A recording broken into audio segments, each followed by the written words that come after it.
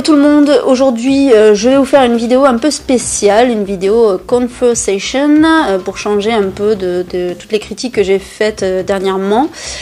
Je voulais en fait vous parler d'un thème qui me tient à cœur depuis toujours, mais qui s'est rappelé à moi, on va dire, ces derniers temps. Il s'agit du fait que pour moi, mon opinion, les livres et d'ailleurs toutes les fictions en général, mais là je m'attaque donc à ce que je connais le mieux, les livres sont politiques. Oui, je pense que en fait dans chaque œuvre il y a toujours un message. Alors ça peut être conscient ou inconscient, hein, mais une œuvre reflète forcément d'une façon ou d'une autre les pensées de l'auteur ou de l'autrice. Et le problème c'est que j'ai l'impression que beaucoup de gens ne font pas vraiment attention à ça. Alors c'est pas grave en soi, mais ça le devient quand il y a vraiment des messages véhiculés qui sont un peu nauséabonds et que tout le monde en sens sans vraiment se rendre compte en fait de la problématique. Alors je vais commencer par en fait ce qui m'a amené donc ces derniers temps à parler de ce sujet. J'en ai déjà parlé, mais je vais resituer un peu le contexte. Voilà, pour la rentrée littéraire, Inès Bayard, donc une autrice, a sorti un roman qui s'appelle Le Malheur du Bas, et donc vous avez sans doute entendu parler. Il a failli être nominé pour le Goncourt, d'ailleurs je regrette qu'il n'ait pas été, mais bon, ça c'est une autre histoire. Alors c'est un roman qui est très délicat parce qu'il aborde la thématique du viol, et c'est vraiment traité de façon de façon très féministe déjà, mais surtout voilà, on est vraiment dans le traitement du stress post-traumatique, de toutes les conséquences que peuvent avoir ce drame. Et le souci, c'est que ce livre, en fait, il ressemble énormément à un autre livre qui est sorti, je crois, en 2015, si je ne me trompe pas, qui est Je me suis tue, dont l'auteur est Mathieu Ménégo, et qui traite également donc, de la thématique du viol. Et effectivement, on a quelques points communs. Parce que notamment l'héroïne a un peu le même contexte familial. Elle est mariée, elle n'a pas d'enfant, elle veut en avoir, elle a la quarantaine, et puis une fois que le drame a lieu, en fait elle décide de ne pas en parler parce qu'elle veut préserver son mari, sa famille, parce que voilà, pour diverses raisons qui ne vont pas être jugées de toute façon. Et aussi, je vais pas spoiler, même si à chaque fois on nous le dit dès le début de l'histoire, et d'ailleurs c'est un autre point commun, mais voilà, il va arriver un autre drame similaire dans les deux cas. Enfin voilà, il y a tout un tas de points communs comme ça, et donc qu'est-ce qui s'est passé? Tout le monde a crié au plagiat, voilà, c'est honteux, scandaleux, blablabla. Bon. Alors oui, je comprends le mécontentement de certaines personnes. Ceci étant, moi j'ai lu les deux, et j'ai commencé d'ailleurs par Je me suis tue, puisque c'était avant donc la sortie du Malheur du Bas, sans même savoir que le Malheur du Bas allait sortir, donc je ne connaissais pas l'existence de ce livre. Donc j'ai lu Je me suis tue, et j'ai fait une vidéo là-dessus, que je vous mettrai en lien. Voilà, ça m'a plu pour le côté thriller. Parce que effectivement, voilà, le rythme est effréné, il y a du suspense, il y a des rebondissements, il y a un twist, voilà. Enfin, à ce niveau-là, au niveau purement fictionnel, thriller, ok.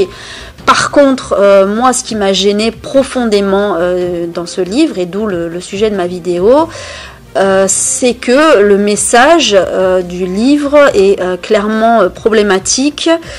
Parce que déjà le titre c'est Je me suis tue, on avait un bandeau sur le livre, le prix du silence, sous-entendu ce qui va lui arriver, c'est pas parce qu'elle a été violée, c'est parce qu'elle s'est tue.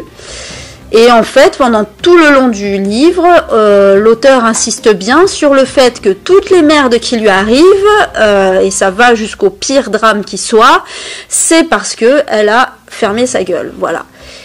Et ça, non, je suis pas d'accord avec ça, voilà, je l'ai déjà dit, parce que on a tout à fait le droit de ne pas porter plainte, on a tout à fait le droit de ne pas vouloir en parler à sa famille. Je pense que enfin voilà, c'est pas, personne n'a à juger, et encore moins un mec, enfin je suis désolée, mais voilà, enfin t'es pas à la place d'une victime, c'est pas à toi de juger si la victime a eu raison ou tort, voilà. Donc, et du coup, le livre d'Inès Bayard, en fait, a totalement revu et corrigé les problèmes du Mathieu Ménégo. Mathieu Ménégo, enfin le Je me suis tue, je veux dire, voilà, pour moi c'était un thriller. Bon, l'auteur a peut-être pas voulu, enfin c'était peut-être pas volontaire de sa part de juger. Bon, je suis désolée, mais pour moi ça, on ressent quand même un peu voilà, la volonté de l'auteur. Mais bon, peu importe. Le fait est que on est vraiment dans un thriller. Enfin voilà, c'est quand même assez voyeuriste, on va dire, pas voyeuriste, mais un peu racoleur. Alors que Inès Bayard, elle a vraiment traité le sujet, oui, de façon beaucoup plus féministe, beaucoup plus avec un intérêt, voilà, vraiment pour la victime, pour la culture du viol, etc. Enfin voilà, il y a un travail qui a été fait pour expliquer un peu aux gens, voilà, comment ça se passe. Même si évidemment on a quand même quelque chose de très romancé. Voilà, bah oui, parce que c'est clairement pas c'est pas un documentaire, c'est pas un témoignage. Moi, par exemple, j'ai lu La petite fille sur la banquise, sur la thématique du viol aussi, qui pour le coup est une autobiographie. Donc là, vous serez vraiment proche de la réalité. Bon là, franchement, oui, c'est très romancé. Néanmoins, le traitement est complètement différent de Je me suis tue. Ça n'a rien à voir. Et c'est pour ça que moi, j'ai l'impression que voilà, elle a vraiment voulu, enfin. Si c'est vraiment un plagiat entre guillemets, pour moi, elle a vraiment voulu corriger ce qui a été fait. Mais si ça se trouve, c'est juste une coïncidence, parce que je suis désolée, mais ces histoires, enfin, voilà, le fait d'être violée, de tomber enceinte, etc. Enfin, ça arrive tous les jours. Et en fait, ce qui s'est passé, c'est que je me suis un peu battue sur les réseaux sociaux. À chaque fois pour faire valoir mon opinion, parce que j'ai remarqué que à cause de ce côté plagiaire, on va dire, du livre d'Inès Bayard, tout le monde s'est mis à encenser le livre de Mathieu Ménégo, comme si c'était une référence en matière de livre sur la culture du viol, alors que c'est juste l'extrême inverse, en fait. Il faut surtout pas lire ce livre. Je ne vous dis pas de ne pas le lire, mais si vous le lisez, vraiment, déjà, si vous êtes victime de viol, franchement, je vous déconseille de le lire, parce que ça va vous faire mal, surtout si vous avez choisi de vous taire. Mais si vous le lisez, prenez-le au second degré, enfin, prenez-le côté thriller, uniquement, voilà, ne cherchez pas de messages et tout, non, surtout pas. Alors que celui d'Inès Bayard, c'est totalement différent. Et je me suis battue à cause de ça. Et voilà ce que je me suis entendue répondre. Mais c'est qu'un livre, il faut pas y accorder autant d'importance, machin. Enfin bon, voilà, c'est qu'un livre. Ben non, en fait, c'est pas qu'un livre, parce que moi, personnellement, je me suis sentie blessée par le livre de Mathieu Ménégo, et je pense que je suis pas la seule. Et d'ailleurs, oui, j'ai vu d'autres personnes dont c'était le cas. Et si je me suis sentie blessée, c'est bien pour une raison. Je veux dire, je suis pas non plus la dernière des idiotes, et je suis pas non plus hypersensible au point de tout prendre au pied de la lettre. Enfin, je veux dire, voilà, c'est pas ça. C'est que pour moi, Mathieu Ménégo, il se fout de la gueule des victimes de viol, c'est tout. Voilà, je suis désolée, mais pour moi, c'est ça. Et du coup, j'en viens, voilà, c'était une longue introduction, mais j'en viens donc à la thématique de ma vidéo. Le livre est politique, pourquoi ? Parce que, voilà, on y a toujours un message derrière.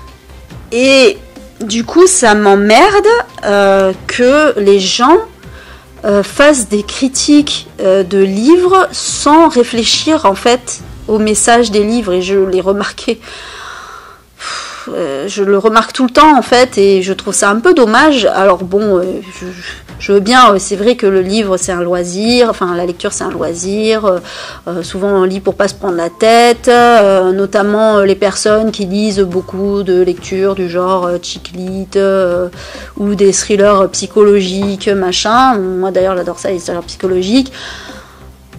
Oui, il n'y a pas, enfin, voilà, je vais pas juger parce que c'est la détente, etc.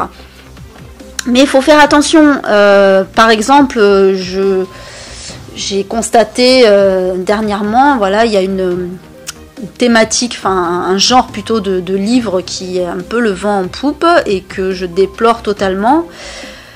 C'est la dark romance. Pour moi, comme je l'ai dit, voilà, il n'y a pas de sous-littérature, la new romance, tout ça, les trucs érotiques, il n'y a pas de souci. Moi, j'en ai lu, bon, c'est pas... Franchement, j'ai tenté, c'est pas trop mon kiff. Par contre, la dark romance, là, ça va pas du tout, quoi. Quand on me dit, voilà, on me dit, par exemple, oui, pourtant tu lis beaucoup de thrillers, les trucs trash et tout, tu connais, enfin voilà, ça te révolte pas. Oui, alors oui, effectivement, je suis absolument pas révoltée par les thrillers que je lis, enfin, sauf rares cas où je trouve quelques... quelques messages sexistes, racistes, bon, mais ça c'est encore autre chose. Le trash ne me gêne pas, la pédophilie dans les thrillers ne me gêne pas, tous les trucs assez horribles comme ça ne me gênent pas, parce que ce sont des romans. Mais alors attention, pourquoi ? Parce que dans les thrillers que je lis, les pédophiles, c'est pas des bonnes personnes, ils sont pas encensés, c'est pas des héros. Alors bien sûr, il y en a certains qui ont un certain charisme, mais un charisme de méchant. Donc on va aimer le détester en fait, mais parce que c'est un personnage intéressant, voilà. Mais ils sont pas encensés. On vous dit pas dans un thriller, waouh, c'est trop cool d'être pédophile. Non, c'est pas ça. Alors que dans la dark romance, on a des histoires d'amour qui sont des relations abusive, c'est-à-dire que le gars va violer la nana, va la séquestrer, etc. Et c'est censé faire fantasmer les lectrices parce que waouh, c'est trop un bad boy et tout. La dark romance, en fait, donc le schéma plus ou moins classique, c'est que donc on a un mec qui est super beau, super mystérieux, ténébreux, riche souvent, qui va jeter sur son dévolu sur une nana qui est plutôt naïve, voilà, gentille, qui sort un peu de l'œuf. Et qui va la violer, la séquestrer, la battre, etc. Elle va être totalement sous son emprise, hein, en fait. Et puis, oui, elle va tomber amoureuse de lui parce que c'est un fantasme, parce que il a du charisme, il a du pouvoir, etc. Bon, que oui, ça fait un peu penser au syndrome de Stockholm, sauf que le problème, c'est que c'est pas du tout présenté comme tel, c'est pas du tout présenté comme une relation abusive. C'est présenté, alors bien sûr, on va reconnaître que c'est pas très très bien quand même, mais à chaque fois, au final, le gars va finir par s'excuser pour ce qu'il a fait, il va lui offrir des fleurs et voilà, et on va se marier, on va avoir des enfants et c'est bon. Et ça finit bien. Alors, vous aurez reconnu un petit peu quand même le schéma, je suis désolée, mais c'est le schéma 50 nuances degrés, mais en version plus trash. Mais 50 nuances degrés, c'est un peu la base de ce genre de choses. Hein. Ça a lancé, si vous voulez, une certaine mode, voilà, du new adulte, mais du new adulte avec relation abusive, qui a donné finalement la dark romance. Parce que 50 nuances degrés, parlons-en quand même, je suis désolée, mais ok, je comprends, même si moi c'est pas du tout mon kiff, je comprends qu'on puisse fantasmer sur Christian Grey, parce qu'il est beau, il est riche, je sais pas, il est mystérieux. Mais enfin, le gars stalk carrément la nana tout le long. Il l'empêche de faire ce qu'elle veut. Il lui dit quoi manger, il lui dit quoi faire. Il surveille son téléphone, ses mails ou je sais pas quoi. Alors oui, il lui offre des cadeaux, super. Il lui offre des voitures et tout. Mais enfin, Je sais pas, vous trouvez pas qu'il y a un problème? Enfin, c'est pas très sain comme relation quand même. Moi, ça me ferait un petit peu flipper. Le mec, ça peut être le plus beau mec du monde. Moi, carrément, il me fait le quart de ça, je me casse en courant. Et enfin, je veux dire, c'est un modèle pour les femmes. Enfin, non, enfin... Autant, je comprends, voilà, je vous dis, je comprends le fantasme et tout. Et même, je comprends tout à fait qu'on puisse fantasmer sur le viol. Parce que le fantasme du viol, bah oui, c'est connu, c'est reconnu. Bon, voilà, ça veut pas dire, ça veut pas dire qu'on kiffe se faire violer. Non, c'est autre chose. Ça reste du domaine du fantasme. Le principe d'ailleurs du fantasme, le principe même du fantasme, c'est d'imaginer quelque chose qu'on ne réaliserait pas en vrai. On est d'accord, voilà. Donc là, il n'y a pas de souci. Sauf que le souci, enfin, là où est le souci, c'est que on nous présente, voilà, ces relations comme quelque chose de finalement assez normal, même quelque chose de super cool. Et moi, j'ai pas envie que, voilà, je trouve que ça incite en fait, oui, les jeunes femmes à se tourner. Enfin, c'est un peu con ce que je veux dire parce qu'on choisit pas, mais je veux dire, voilà, à chercher un peu ce genre de modèle masculin. Et franchement, croyez-moi que c'est pas recommandable. Je sais même pas pourquoi, c'est tellement du bon sens de le dire, mais... Et alors, bien sûr, je sais ce que les gens vont dire, c'est que oui, voilà, c'est toujours pareil, ça reste un livre, faut le prendre au second degré, voilà, oui, bah oui, c'est du fantasme, etc. Ouais, mais non, parce que à force de lire ce genre de trucs, ça rentre un peu dans nos têtes. C'est ce qui participe à ce qu'on appelle la culture du viol. Qu'est-ce que c'est la culture du viol? C'est en fait des schémas, des biais en fait qui rentrent dans nos inconscients, en fait, dans l'inconscient collectif, et qui nous font penser que certaines choses sont normales alors qu'elles ne le sont pas. Par exemple, quand on voit souvent dans les films des mecs embrasser des nanas de force, voire parfois les forcer un peu, voilà, aller plus loin, et que la meuf elle a l'air super contente au final, et que voilà, c'est une grande histoire d'amour. Et ben du coup, nous on se dit waouh, c'est trop sexy, c'est trop cool, moi j'adorerais qu'un mec me fasse ça, mais croyez-moi que vous adoreriez pas qu'un mec vous fasse ça, très honnêtement, enfin voilà. Et du coup, qu'est-ce qui se passe? C'est que les mecs, ils voient ça, ils se disent waouh, les meufs adorent qu'on les embrasse de force. Et ben je vais faire ça, je vais embrasser la meuf que je convoite de force. C'est ça la culture du viol en fait. C'est penser par exemple, voilà, que une nana qui a été violée alors que elle a amené un mec chez elle, la nana qui a emmené un mec chez elle, c'est qu'elle veut coucher avec. Mais en fait non, elle a parfaitement le droit de dire non, c'est tout, point barre, y a pas, ça se négocie pas. Bref, je vous parle du viol parce que voilà, c'était par rapport au sujet de la dark romance et puis Inès Bayard, tout ça, mais c'est valable pour plein de choses. Quand on nous présente, par exemple, on nous présente, je sais pas moi, les Arabes dans des livres comme étant des personnes, comme étant tout le temps des terroristes, par exemple, je sais pas. Forcément, à force, ça nous entre cette idée dans la tête. C'est pour ça que je vous dis, c'est toutes les fictions qui sont comme ça. Moi, quand je vois les comédies françaises qui ont des blagues racistes, homophobes sans arrêt, c'est triste.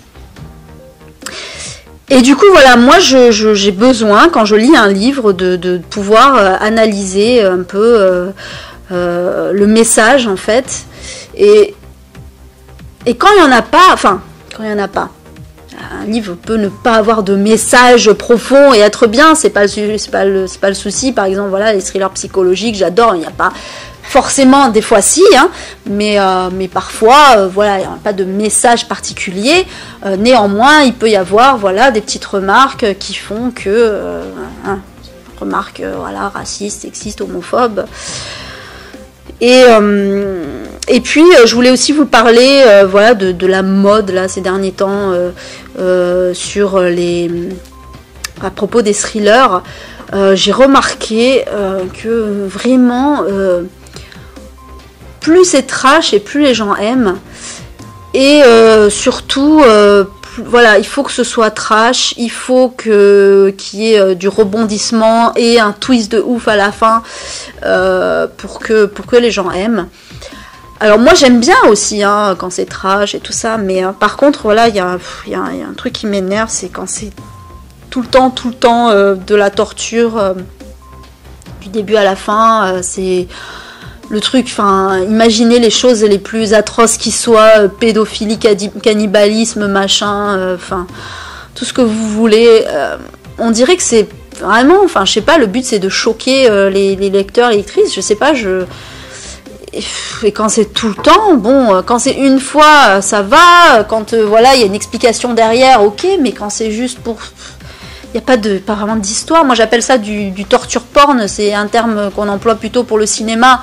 Parce que, voilà, ce sont les torture porn, en fait, ce sont des films où on a de la torture ou du gore du début à la fin. Et ça s'appelle torture porn parce que c'est filmé un peu à la façon d'un film porno. C'est-à-dire, voilà, c'est une image très brute. Et il n'y a pas vraiment de scénario. Voilà, donc c'est... Et du coup, torture porn, ça, pour moi, ça peut s'appliquer aussi à un livre. Voilà, c'est du trash pour du trash, il n'y a pas vraiment de scénario. Enfin, voilà, il y a un début, il y a une fin, hein, mais ça nous apprend rien en fait. C'est juste, c'est un peu du voyeurisme, quoi. On se rince l'œil à regarder des trucs trash. Et du coup, un livre de cul, c'est un peu la même chose finalement, quoi. Donc... moi ça m'emmerde un peu, j'aimerais bien voir un peu plus de choses un peu profondes, même si j'ai rien contre les lectures légères. Et surtout qu'on arrête de présenter des livres qui ont un mauvais message, qu'on arrête de les mettre en avant, parce que voilà, c'est pas bien et ça nous donne des mauvaises idées, c'est dommage. Je pense qu'on lit effectivement pour se divertir, mais on lit aussi pour s'enrichir. Ça nous apprend beaucoup. C'est censé nous ouvrir l'esprit. Et c'est pas pour lire des trucs qui vont voilà, nous présenter un peu des préjugés sur les gens, sur les choses, sur les actions, etc. Voilà. Donc j'avais envie de pousser un peu ce coup de gueule.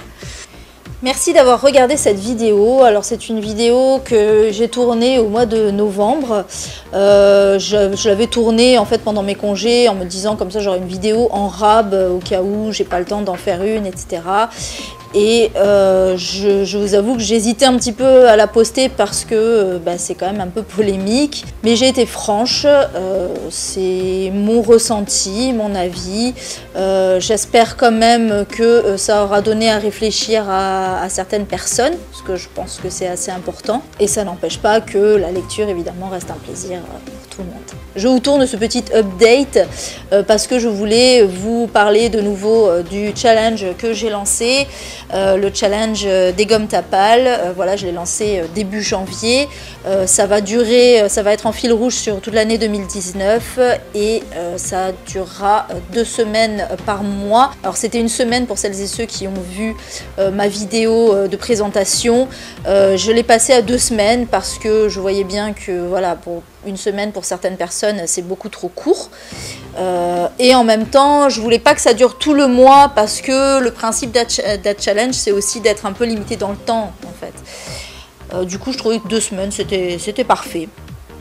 Je vous invite du coup à nous rejoindre sur le groupe Facebook. Je suis assez contente parce que j'ai lancé donc le challenge il y a 2 semaines et en 2 semaines il y a déjà plus de 220 membres. Du coup ça me fait super plaisir, je pensais pas que ça allait marcher à ce point. Du coup je vais faire un petit live ce week-end. J'en ai parlé sur le groupe, j'ai demandé si ça intéressait des gens. A priori oui. Alors ça sera pas un live sur YouTube, ce sera un live sur Facebook puisque la grosse majorité des personnes qui suivent le challenge sont sur le groupe Facebook et c'est bien normal. La prochaine vidéo ce sera ma palle de février, ma palle de février-mars très précisément. Comme vous le savez je fais une vidéo palle à peu près tous les 2 mois. Là ça me paraît bien parce que en février il y a de nouveaux challenges qui arrivent.